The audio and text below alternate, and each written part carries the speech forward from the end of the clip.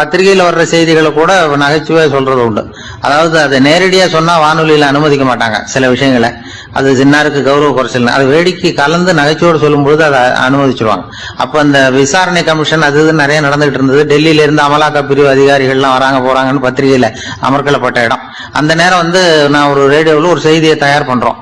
அப்ப என்ன பண்ணேன்னா, இது மாதிரி அந்த பத்திரிகை செய்தியை வச்சுக்கிட்டே ஒரு செய்தி சொன்னோம், இன்னொரு தகவல் சொல்லி. அதனால ஒருத்தன் தமிழ்நாட்டுல ஒரு ஆள், அவன் திடீர்னு கோடீஸ்வரன் ஆயிட்டான். நேத்து வரைக்கும் சாதாரணமா இருந்தாள், இன்னைக்கு கோடீஸ்வரன் ஆயிட்டான். டெல்லியில இருந்து 2 அதிகாரிகள் வராங்க, எப்படி அவன் பணம் சேர்த்தான்னு கண்டுபிடிக்கிறதுக்கு. அவனை கூப்பிட்டு 2 அதிகாரிகளை எப்படிடா பணம் சேர்த்த? நான் ஒன்னும் தப்பான வழியில பணம் சேர்க்கல சார், நான் பந்தயம் கட்டியே பணக்காரன் ஆயிட்டேன். பந்தயம் கட்டியே எப்படிடா பணக்காரன் ஆக முடியும் அப்படின்னா, நீங்க நம்புங்க சார், நான் பந்தயம் கட்டி தான் பணக்காரன், தப்பான வழியில சேரல சார்.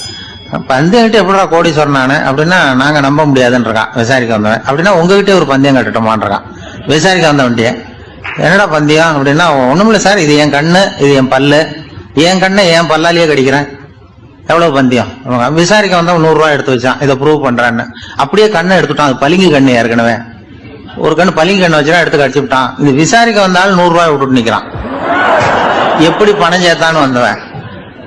உடனே இன்னொருத்தன், இவன்ட்ட என்னடா பேச்சு கொடுக்காரா, நம்ம பணம் தான் அங்க போயிட்டு இருக்கு, உனக்கு விசாரிக்க தெரியல, போடா நான் விசாரிக்கிறேன்னு அடுத்த வந்தான். அதே நீ ஒழுங்கா சொல்றேன், எப்படிடா பணம் சேர்த்தேன் சார், நீங்க கொஞ்சம் புத்திசாலியா தெரியுது அவரை விட, நீங்களாவது நம்புங்க சார், பந்தயம் கட்டி தான் பணம் சேர்த்தேன், நான் நம்ப முடியாது அப்படின்னா உங்ககிட்ட இன்னொரு பந்தயம் கட்டட்டுமா அப்படின்றான். வேண்டாம், அவனை ஏமாத்தி விட்டேன் ஆள வேண்டான்றான். இல்ல சார், அவரு ஏமாந்தது பொய் கண்ணு, பளிங்கு கண்ணுன்னு தெரியாது, ஏமாந்துட்டார். இப்போ உங்ககிட்ட பந்தயம் கட்டது நெஜம் கண்ணு, இந்த பக்கம் பளிங்கு கண்ணு கிடையாது, நெஜம் கண்ணு, இதை பல்லால கடிக்கிறேன் அப்படின்னா அவன் ஒரு 100 ரூபாய் எடுத்து வச்சான். இவன் அப்படியே பல்செட்டை கட்டினான் தனியா, அப்படியே கட்டி கடிச்சு விட்டான். அதையும் விட்டுட்டான். இவன் உடனே 2 பேரும், இவன்கிட்ட பேச பேச நம்ம பணம் தான் அவன்கிட்ட போயிட்டு இருக்கு, இவன் எப்படி பணம் சேர்த்தான்னு கண்டுபிடிக்கிறதுக்கு டெல்லியில இருந்து வந்திருக்கோம், இவன் மேற்கொண்டு பேசாத, பேச பேச பந்தயம் கட்டுவான். திரும்பி போறதுக்கு ரயிலுக்கு டிக்கெட்டு சரியா இருக்கா பாடுறான்றான். அவன் கரெக்டா எண்ணி பார்த்து கரெக்டா இருக்குப்பா, மேற்கொண்டு பேசாத, அவன்கிட்ட நம்ம போயிடுவோம், போய் நம்ம அதிகாரிகிட்ட சொல்லிடுவோம்னு சொல்லி போயிட்டு வரேன் சார் அப்படின்னு சொல்லிட்டு மரியாதை போயிட்டாங்க. போய் டெல்லியில பெரிய அதிகாரிகிட்ட போய், சார் அவன்கிட்ட விசாரிச்சு பார்த்தோம் சார், தமிழ்நாட்டுல பந்தயம் கட்டி தான் பணம் சேர்த்தேன்னு சாதிக்கிறான், எங்ககிட்ட ஒரு 200 ரூபாய் வாங்கிட்டான் சார் அப்படின்னு. அவருக்கு கோவம் வந்துட்டுது. இந்தியாவுக்கே தலைமை அதிகாரி, இதுக்காகவாடா நீங்க இருக்கீங்க, எத்தனை பேர் இருக்கீங்க உங்களை மாதிரி ஜூனியர் ஆபீசர்ஸ் நம்ம ஆபீஸ்ல இந்தியா பூரா விசாரிக்கிறதுக்கு அப்படின்னா 30 பேர் இருக்கும் சார். 30 பேருக்கு அனுபவம் பத்தாது, நான் இந்தியாவுக்கே தலைமை அதிகாரி, அனுபவம் ஜாஸ்தி, உங்களுக்கு ட்ரைனிங் கொடுக்கணும் எப்படி ஒருத்தரை விசாரிக்கிறதுன்னு. 30 பேரும் ஒரு ரூம்ல உட்காருங்க, ஒரு ஆள் போய் அந்த ஆளை தமிழ்நாட்டுல இருந்து நீங்க கூப்பிட்டுட்டு வா, வர்ற வரைக்கும் அவன்கிட்ட பேசாதீங்க, பந்தயம் கட்டுவான், மெதுவா கொண்டு நிறுத்து அப்படின்னா ஒரு ஆள் ஸ்பெஷலா கூப்பிட்டு போட்டான். இது மாதிரி மேடையில நிறுத்திவிட்டு ஒரு தலைமை அதிகாரி 30 ஜூனியர் அதிகாரிகள் அவங்களுக்கு பயிற்சி கொடுக்குறார். இவனை பார்த்து, ஒழுங்கா சொல்லு, எப்படி பணம் சேர்த்த, நான் இந்தியாவுக்கே தலைமை அதிகாரி, என்கிட்ட உண்மையை ஒத்துக்கிட்டீங்கன்னா உன்னை அப்ரூவர் ஆக்கிடுவேன் அல்லது தண்டனையை குறைப்பேன், அந்த அதிகாரம்லாம் என்கிட்ட உண்டு, ஒழுங்கா சொல்லு அப்படிங்கிறார். சார், நீங்க இந்தியாவுக்கே தலைமை அதிகாரி, அனுபவம் ஜாஸ்தி, நீங்களாவது நம்புங்க சார், நான் பந்தயம் கட்டி தான் பணம் சேர்த்தேங்கிறான். இங்கேயே இப்படி சாதிக்கிறேன், உன்னை நம்ப முடியாதரா அப்படின்னா உங்ககிட்ட ஒரு பந்தயம் கட்டட்டுமா நானா அவர்கிட்ட போய், வானண்டா என் ஆளை ஏமாத்தி விட்டேன் அப்படின்னா, இல்ல சார், அவங்க ஏமாந்தது என் உடம்ப பத்தின ரகசியம், என் கண்ணு பளிங்கு கண்ணுன்னு தெரியாது, நான் பல்செட்டு கட்டியிருந்தது தெரியாது, ஏமாந்துட்டாங்க. இப்ப நான் உங்ககிட்ட கட்டுற பந்தயம் உங்க உடம்ப பத்தின ரகசியம். என் உடம்புல என்னடா ரகசியம்? முதுகுல, உங்க முதுகுல 1 ரூபா அகலத்துக்கு கருப்பா ஒரு மச்சம் இருக்கு, உண்டா இல்லையானா? இல்லேன்னு தெரியும் அவருக்கு.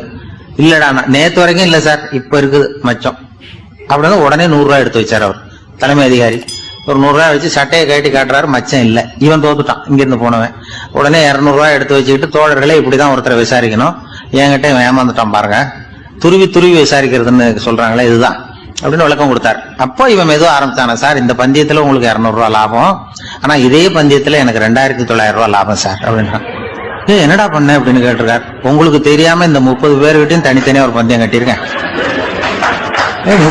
30 பேர்கிட்ட என்னடா பந்தயம் கட்டினேன்? ஒண்ணும் இல்ல சார், உங்க எல்லாரும் முன்னாடியும் உங்க மேல் அதிகாரியை சட்டையை கேட்ட வைக்கிறேன், உங்களுக்கு பந்தயம் கட்டினேன். போயிட்டு பூரா எனக்கு 2900 ரூபாய் லாபம். அவரு பார்த்தாரு, அதிர்ச்சி ஆயிட்டாரு. தலைமை, சார் நீங்க போங்க சார் அப்படின்னு சொல்லி ஒரு ஆளை கொண்டு போய், சாரை கொண்டு போய் மரியாதையா பக்கத்து ரூம்ல விட்டாங்க.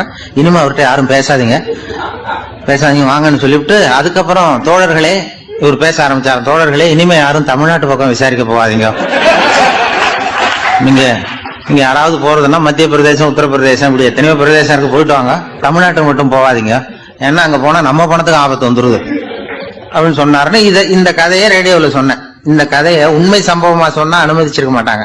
இந்த நகைச்சுவைக்கு உள்ள மரியாதை என்னன்னா, அது ஒரு கதை மாதிரி உண்டு பண்ணி இப்படி சொன்னதும், இதுல என்ன என்னுடைய விசேஷம்னா, இந்த ஸ்கிரிப்ட வாங்கிட்டு வர சொல்லி மந்திரியினுடைய பிஏ வந்தார். ஒரு மந்திரி அப்ப இருந்தவர். அவர் பிஏ அடிக்கடி வருவார். வந்து இந்த போன நேத்து முந்தா நாள் ரேடியோல சொன்ன அந்த இன்னொரு தகவல் காப்பி ஒண்ணு வாங்கிட்டு வா அப்படி இப்படின்னு கூப்பிடுவார். மேடையில பேசுறதுக்கு எங்களுக்கு தேவை, உபயோகப்படும்னு கேட்பார்.